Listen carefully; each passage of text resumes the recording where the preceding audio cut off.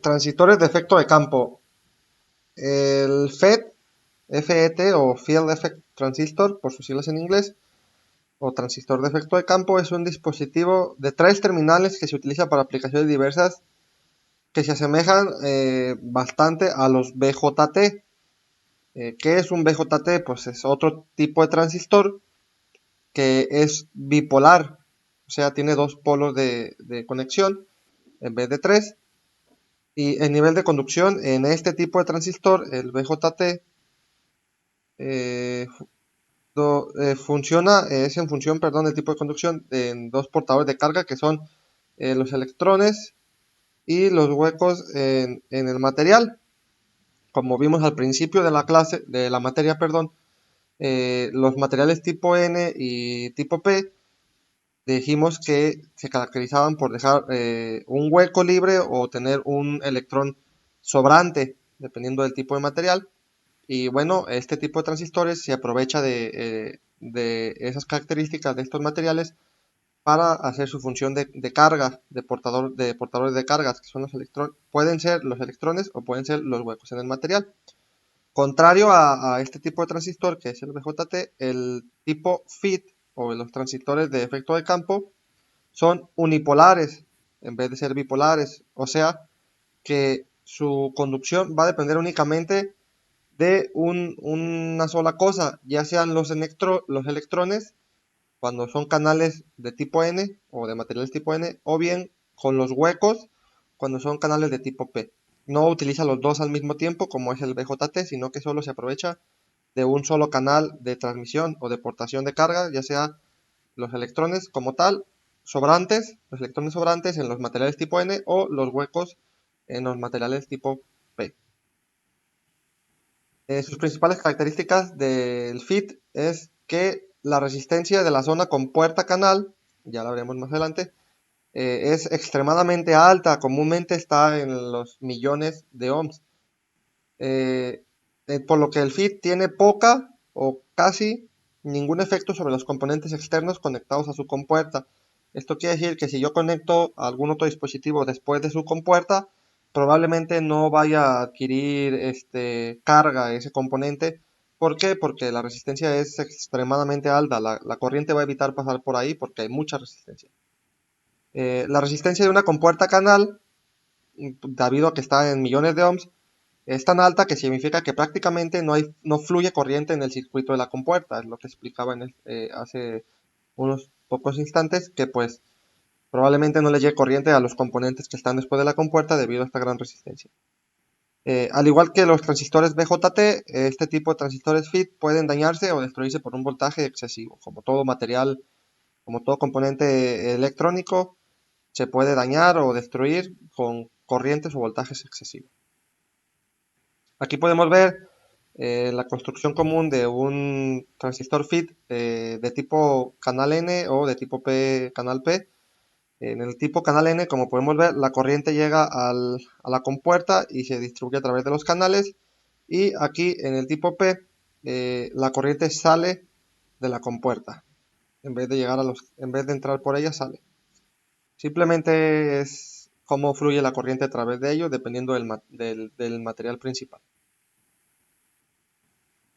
Su principal característica de transferencia, pues, es que para tanto el transistor BJT como el FIT, la corriente de salida o IC y la corriente de control de entrada IB se relacionan entre sí, como casi todos los transistores, con la utilización del factor beta que vimos en clases pasadas, que normalmente es variable, este factor beta, pero para poder calcular esta corriente se considera como constante, que si es un número fijo, para poder hacer su análisis más sencillo, mediante la siguiente ecuación, simplemente la corriente de salida es igual a la corriente de entrada, de control de entrada, por su factor beta, multiplicando su factor beta. Bien, ahora los tiristores son ciertos dispositivos que se utilizan para cubrir como cargas variables. Cuando es necesario suministrar cantidades variables y a la vez necesitamos controlarlas, o sea, tenemos Varían, pero sabemos que varían en el factor que nosotros queramos, en los números que nosotros queramos, por eso son controladas. Obviamente, energía eléctrica. Es posible utilizar dos cosas. Una es transformadores variables, o sea, que se puedan adquirir voltajes diferentes de los transformadores, del mismo transformador. Esto se hace colocando el cable de conducción de salida en algún punto específico de la espira del transformador que nos entrega el voltaje que queremos. En vez de colocarlo hasta el final de la espira, lo podemos colocar a medias o a un cuarto, dependiendo del voltaje que queramos nosotros adquirir. O también podríamos usar un reostato. No es nada más que una resistencia variable. Comúnmente estos reostatos son circulares y tienen un tornillito.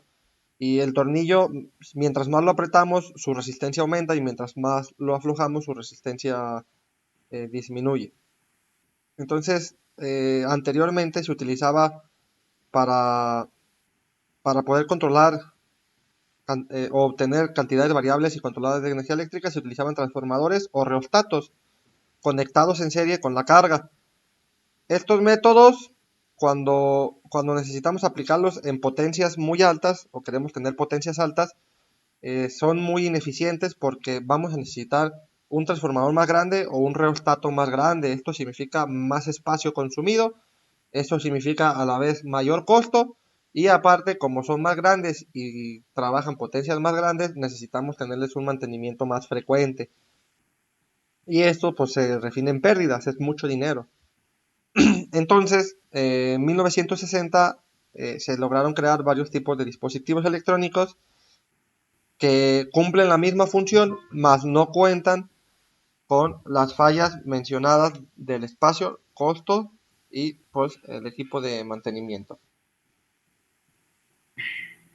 Los dispositivos CSR, el TRIAC y sus respectivos dispositivos de disparos como el DIAC y los diodos de 4 capas son algunos tipos de estos dispositivos electrónicos.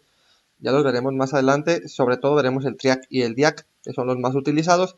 El CSR es un controlador, si no, mal no recuerdo, rectificador controlado de silicio. No es muy utilizado ya, se utiliza más el TRIAC y el DIAC. Todos estos dispositivos cuentan con la característica de que, como todo material electrónico, se hace mediante la unión de materiales tipo N y tipo P, pero su principal característica es que todos están formados por la unión de 4 o más de materiales tipo N o P, y a cualquier dispositivo, perdón, conformado por más de estos 4 materiales se le denomina tiristor y son los que se utilizan principalmente para control de corrientes. Se utiliza mucho, por ejemplo, en los motores eléctricos para controlar la corriente que les entra en el tiempo. O sea, al arranque, por ejemplo, y después en estado estable, este tipo de dispositivos se utilizan para controlar estas corrientes.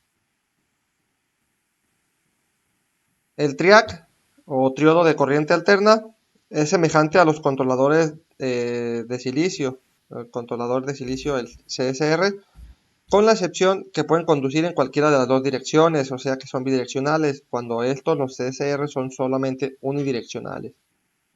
Proporcionan control de potencia de onda completa, porque son de corriente alterna. TRIAC significa triodo de corriente alterna, pero en inglés. Y este se caracteriza por tener control de potencia de onda completa, contrario al CSR, que solo nos da potencia de media onda. O sea, nos afecta toda la corriente alterna y este solo nos afecta la mitad, por así decirlo. La mayoría de estos triacs de mediana potencia comúnmente trabajan en un voltaje de los 0.6 a 2 volts y una corriente de 0.1 a 20 miliamperes. El DIAC es el dispositivo más utilizado para disparar o para arrancar un triac. Es también conocido el diodo como diodo bidireccional de disparo o diodo simétrico de disparo o diodo de corriente alterna, es otra forma de llamarlo, comúnmente se le conoce así. Esta es la simbología del DIAC. Normalmente el TRIAC y el DIAC se simbolizan con este mismo símbolo porque pues van de la mano, se necesita un DIAC para poder accionar un TRIAC. Entonces comúnmente solo se aplica un símbolo, este del centro es el más común, y con eso nos estamos dando cuenta pues de que tenemos ese conjunto de dispositivos electrónicos. Ahora bien, también tenemos los amplificadores operacionales. Estos son amplificadores versátiles, o sea, que pueden variar su función dependiendo de lo que nosotros queramos obtener. Y sus principales características son las siguientes tres. Primero, tienen una alta impedancia o resistencia de corriente alterna en la entrada, pero una muy baja resistencia de corriente alterna a la salida. Y tienen una ganancia de tensión variable, o sea, tienen una ganancia de corriente variable dependiendo del valor de las resistencias externas. O sea, si nosotros a la entrada tenemos una resistencia muy alta, la tensión ganada va a ser muy baja. Y si tenemos una resistencia muy baja, vamos a tener una ganancia de tensión alta. Depende de eso. Estas son resistencias externas, puede ser cualquier cosa que le conectemos antes o después del amplificador operacional. Aquí podemos ver la construcción la simbología de un amplificador operacional. Esta es la de la izquierda, es la simbología más compleja o más completa. Comúnmente son de 8 pines o 8 patas, las cuales dos comúnmente no están funcionales, solo están por apoyar la construcción, por comodidad. Vienen cruzadas siempre. Aquí, por ejemplo, en este dibujo, el número 5 y el número 1 nos marca como off null, o sea, no tienen utilidad, no hay paso de corriente ni de entrada ni de salida. Y normalmente tenemos la entrada inversora, que es la negativa, y la entrada no inversora, que es la positiva, si mal no recuerdo. Y los demás pines, pues, se puede obtener el voltaje o la corriente que nosotros queramos dependiendo de lo que estemos buscando obtener. Y aquí es donde se puede amplificar más o menos en cada pin dependiendo de lo que busquemos. Este triangulito de aquí, de la derecha, es la versión simplificada. Nos marca solamente la entrada inversora y la entrada no inversora. Y la salida del pin y los nulos que normalmente van a tierra. Y es su versión más simplificada, es que más comúnmente se ve, la entrada inversora. Perdón, la versión simplificada o la del triangulito. La conexión de un circuito básico de amplificadores usando un amplificador operacional y que proporciona una operación como multiplicador de ganancia constante, o sea que nos esté generando una ganancia de corriente constante, o sea, en todos los pines tenemos siempre la misma ganancia, es esta. Tenemos nuestro voltaje de entrada y previo a nuestro amplificador, pues hay ciertas cosas conectadas que se catalogan como una resistencia de entrada. Tenemos la entrada no inversora y tenemos aquí una resistencia de función o resistencia funcional, dependiendo, o sea, es donde le estamos adquiriendo la carga. Y pues acá tenemos que se conecta nuestro voltaje de salida y todo, pues obviamente, aterrizado. La corriente ganada del amplificador operacional o el A subíndice B de vaca puede determinarse por el valor de las resistencias externas. Es muy simple de determinar gracias a esto. Hay que observarse que la entrada no inversora o positiva está conectada a tierra y la señal de entrada se aplica a través de una previa resistencia de entrada a la entrada inversora, previo a la entrada inversora. Cuando se configura así, se le denomina como amplificador inverso. Podemos ver que la entrada no inversora está directamente a tierra y la inversora está primero, el voltaje aplicado está primero una resistencia y luego la entrada inversora. Bien, entonces para calcular estas ganancias de tensión, o sea, la corriente, perdón, que vamos a ganar en este amplificador, se puede calcular mediante la ecuación RF sobre Rin, o sea, la resistencia funcional o operacional sobre la resistencia de entrada. A su vez, también podemos determinarla como el voltaje de salida sobre el voltaje de entrada nos va a dar esta corriente. Y también el voltaje de salida lo podemos determinar como el negativo de la ganancia, la corriente ganada, o sea, RF sobre Rin, que es esta misma de acá, y todo multiplicado por el voltaje de entrada, que normalmente lo sabemos porque nosotros se lo aplicamos. También tenemos la conexión como amplificador no inversión. Aquí es su primer ejercicio de la tarea de esta semana. Como podemos ver, simplemente tenemos un voltaje de entrada directo a la entrada no inversora, y a la entrada inversora, o sea, al negativo, tenemos aquí nuestro voltaje de salida y tenemos una resistencia de entrada. Acá hay otro voltaje y tenemos la resistencia de operación, o donde estamos aplicando el nuevo voltaje adquirido, y todo esto unido a la entrada inversora. Pero como nuestro voltaje de entrada principal está sobre la entrada no inversora, por eso se le conoce como un amplificador no inversor. Para su tarea hay que calcular el voltaje de salida, o sea, este que está acá, de un amplificador no inversor, en este caso el de esta imagen, y hay que tomar como valores del voltaje de entrada 2 volts, la resistencia de operación RF igual a 500 kilo ohms, que no se les olvide ese kilo, o sea, multiplicado por 1000, y la resistencia de entrada como 100 kilo ohms. Y hay que aplicar esta fórmula. Está bastante sencillo el problema, solo hay que analizarlo un poco. Aplicamos esta fórmula para calcular ese voltaje de salida. Bien, existen diferentes arreglos con amplificadores operacionales. Obviamente vamos a ver los más comunes. Ya vimos dos, que es el amplificador inversor y el no inversor. Tenemos también los amplificadores sumadores, cual también va a ser su ejercicio 2 de la tarea. Y bueno, como vemos, tenemos tres voltajes de entrada. Tenemos el voltaje 1, el voltaje 2 y el voltaje 3. Tenemos nuestra resistencia 1, 2 y 3 también, todas unidas a la entrada inversora y también a otra resistencia que va directa al voltaje de salida. Y nuestra entrada no inversora o positiva, en el amplificador, está conectada directamente a tierra. Hay que calcular para este diagrama el voltaje de salida o Vout, tomando en cuenta pues las siguientes conjuntos de voltajes y resistencias. Primero que nada, RF, que es esta R de aquí arriba, no está marcada, pero esta es RF, siempre valdrá un mega ohm. No es kilo aquí, es mega. Hay que estar muy, muy atentos a esos valores. Bien, entonces para dos casos diferentes, el caso A es voltaje 1, voltaje 2 y voltaje 3 valen 1, 2 y 3 volts respectivamente, y las resistencias 1, 2 y 3 con sus respectivos valores aquí marcados. De igual manera vamos a hacer lo mismo para el inciso B.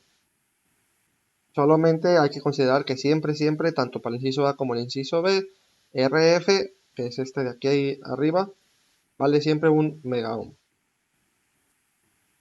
Tenemos también los amplificadores integradores, que cuando el componente de retroalimentación, o sea RF, en vez de ser una resistencia, se cambia a un capacitor, esta conexión resulta ser una conexión integradora.